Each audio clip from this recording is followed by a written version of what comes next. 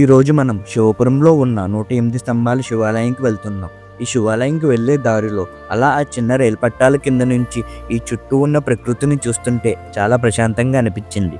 ఈ గుడికి వెళ్ళాక తెలిసింది, ఈ గుడి కట్టిన వాళ్ళకి కట్టించిన ఆర్కిటెక్చర్లకి టేక్ అబౌవ్ అని చెప్పచ్చు.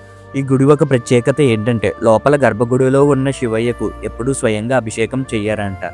కానీ ఆ శివయ్య శిరస్సు మీదకి ఆ నీళ్లు ఎలాగొస్తున్నాయని సందేహం వచ్చింది. ఇక్కడ మొత్తం 108 స్తంభాలు ఉంటాయి. ఒక్కొక్క స్తంభం కింద చిన్న చిన్న శివలింగాలు ఉన్నాయి. ఆ శివలింగాలకి మనం నీళ్ళభిషేకం చేస్తే అవి 108 పాయలుగా పారి లోపలున్న శివయ్య మీదకి వెళ్తాయంట. ఇక్కడ భూగర్భ వెంకటేశ్వర స్వామి క్షేత్రపాలకుడుగా వెలిచారంట. ఈ గృహలోకి వెళ్ళడానికి చాలా భయం వేసింది.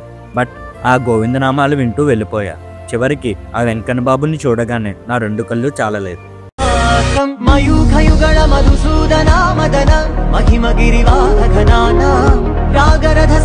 ఒకవేళ మీరు ఈ టెంపుల్కి వెళ్ళకపోతే కన్ఫర్మ్గా వెళ్ళండి. ఈ గుడి చూడడానికి చాలా ప్రశాంతంగా చాలా బాగుంటుంది. ఈ గుడి అడ్రస్ వచ్చి ఎక్కువలో ఇళ్ళపల్లి అనే చిన్న గ్రామంలో ఉంది.